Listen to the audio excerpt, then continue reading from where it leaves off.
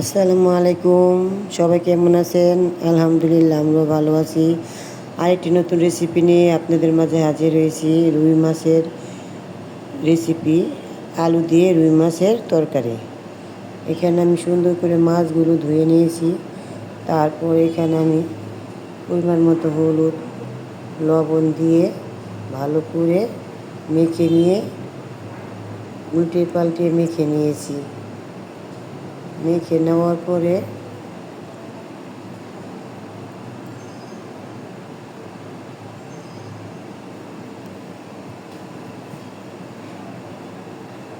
মাছগুলো মেখে নেওয়ার পরে একটি চুলায় প্যান বসিয়েছি, পরিমাণ মতো তেল দিয়েছি। তারপরে ম্যারিনেট করা মাছগুলো আমি প্যানের ভিতরে ছেড়ে দিয়েছি ভাজার জন্য। সুন্দরভাবে লাল লাল করে এখন মাছগুলো আমি ভেজে নেব।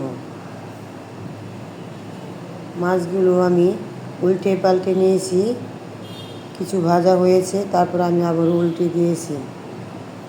উল্টে দিয়ে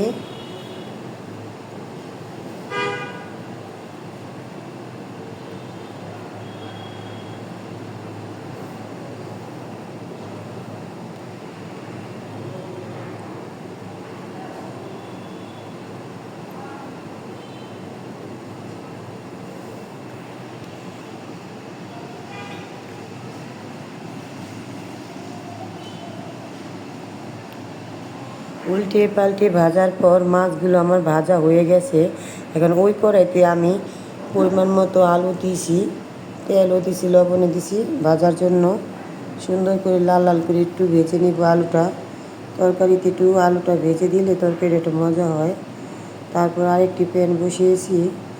প্যানের ভিতরে আমি পরিমাণ মতো তেল দিয়েছি। তেল দেওয়ার পরে আবারও পরিমাণ মতো পেঁয়াজ কেটে দিয়েছি। পেঁয়াজগুলো দেওয়ার পরে নাড়াচাড়া করে নিয়েছি লাল হওয়া পর্যন্ত। ভালোভাবে লাল হয়ে গেলে পেঁয়াজগুলো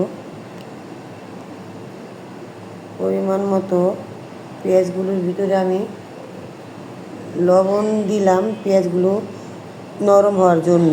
তারপর আমি উল্টে পাল্টে কিছুক্ষণ ভেজে নিলাম। সুন্দরভাবে লাল লাল হয়ে ভেজে আসার পরে আমি এখানে আমি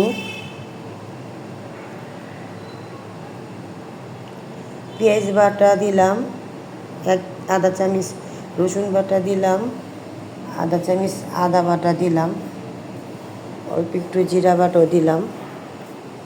মাছের ভিতরেও আদা রসুন পেঁয়াজ জিরা বাটা আমরা খাই, মজা লাগে। আপনারা যদি না খান না দিতে পারেন। আমরা বড় বড় মাছে আদা রসুন বাটা খাই। এখন আদা রসুন বাটা সব কিছু কষিয়ে নিয়ে এখানে আমি আধা চামচ হলুদ দিছি, আধা চামচ ধনিয়া ফাঁকি দিছি, আধা চামচ শুকনো মরিচের ফাঁকি দিছি, দিয়ে আবার আর একটু কষিয়ে নিয়েছি সুন্দর করে।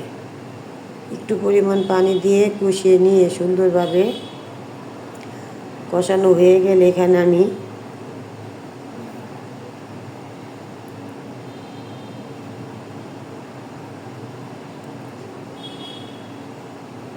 সুন্দর করে কষানো হয়ে গেছে। এখানে আমি ভাজা আলুগুলো দিয়ে আবার একটু কষিয়ে নিব। কয়েকটা চেরা কাঁচা লঙ্কা দিয়েছি, কাঁচামরিচও দিয়েছি।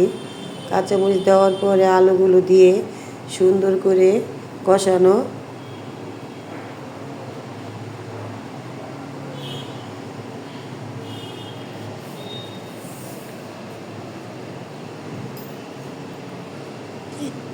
কিছুক্ষণ কষানোর পরে আমি একটা টমেটো দিয়েছি।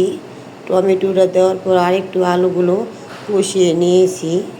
সুন্দরভাবে কষিয়ে নিলে তরকারিটা স্বাদ হয় ও মজা লাগে।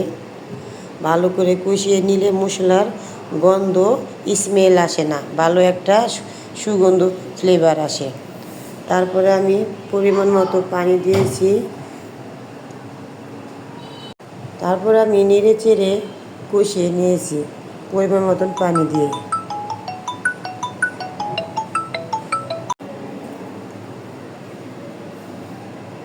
তারপরে আমি কিছুক্ষণ সরা দিয়ে ঢেকে রেখেছি আলুগুলো সিদ্ধ হওয়ার জন্য।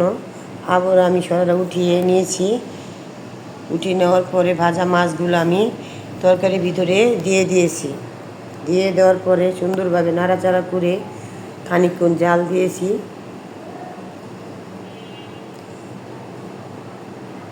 আমার রান্না প্রায় শেষ পর্যায়ে, আর একটুখানি নেড়ে চেড়ে নিলে রান্না হয়ে যাবে।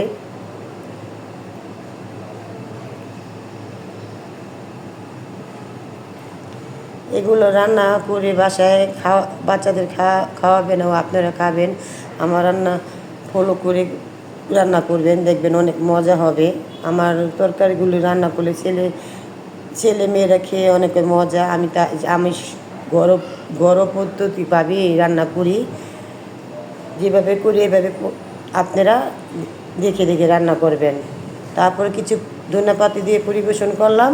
হয়ে গেল আমার মজাদার রুই মাছের তরকারি। আপনারা বাসায় অবশ্যই এটা ট্রাই করবেন। আজকে এই পর্যন্তই। আসসালামু আলাইকুম।